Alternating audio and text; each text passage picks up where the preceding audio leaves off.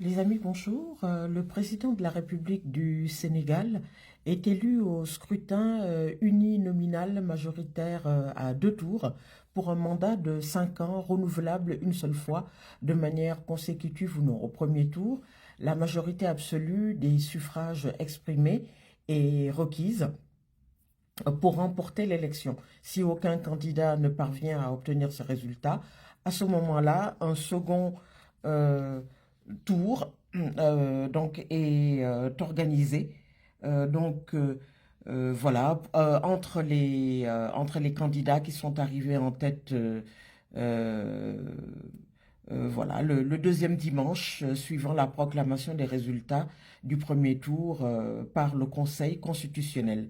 Celui des deux qui remporte le plus nombre de suffrages est élu président de la République. Peuvent se présenter. Donc là, maintenant, on va évoquer l'âge, voilà, les conditions de présentation, hein, de candidature.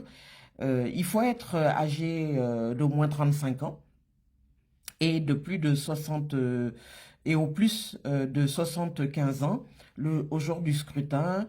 Et il ne faut pas, bien sûr, posséder d'autres nationalités que celle sénégalaise. Vous vous rappelez sans doute toutes les polémiques qui se sont passées, donc notamment avec les nationalités françaises, en tout cas découvertes, notamment donc du candidat du Parti démocratique sénégalais ainsi que de Madame Wardini, qui avait d'ailleurs conduit, comme vous le savez, à beaucoup de problèmes, etc. Donc, Madame Wardini, par exemple, qui a préféré se désister dernièrement. Voilà. Donc, uniquement une seule nationalité, la nationalité sénégalaise. Voilà. Et puis, il faut aussi que les candidats puissent jouir de leurs droits civiques. Ça veut dire quoi? Droits civiques, ne pas être condamné, etc. Bon, ça, c'est aussi un autre problème. Alors, voilà, je vous laisse apprécier, hein.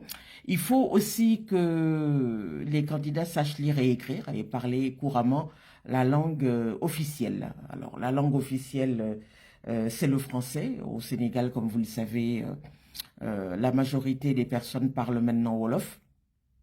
Voilà. Pour la langue, voilà. Alors, depuis la mise en application en 2018 de l'article 29 de la Constitution relatif aux conditions des candidatures, les candidats ont pour obligation de recueillir les signatures de parrainage d'au moins 0,8% du total des électeurs inscrits sur les listes électorales, soit un peu moins de 45 000 signatures, dont au moins 2000, au moins 7 des 14 régions que comporte le pays, le reste pouvant être collecté dans l'ensemble du reste du pays, ainsi que chez la diaspora. Les électeurs ne peuvent par ailleurs parrainer qu'un seul candidat à la fois. Voilà.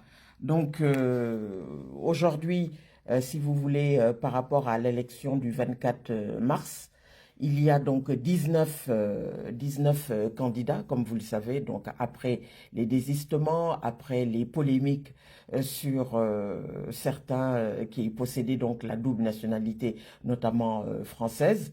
Voilà. On espère bien sûr que tout se passe bien.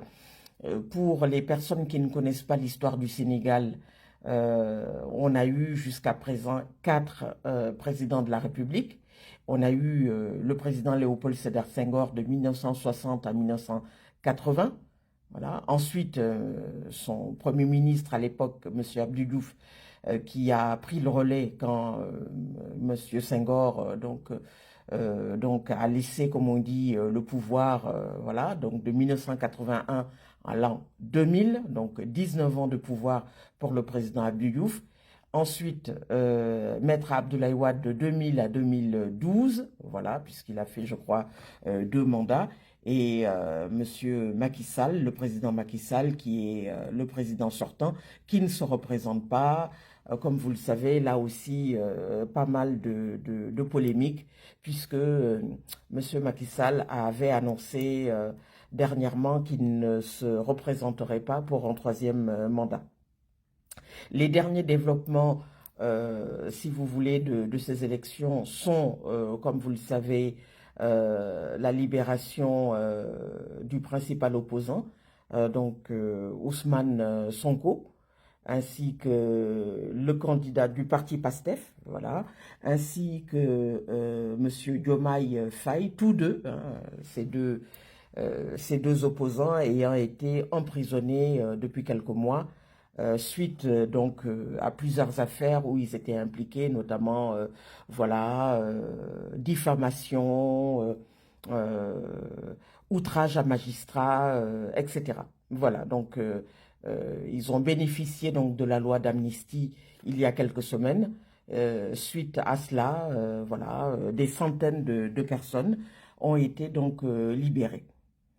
Alors, je vous donne rendez-vous demain, donc 24 février, voilà, pour vous dire un peu ce que je pense un peu donc de la situation des élections et tout.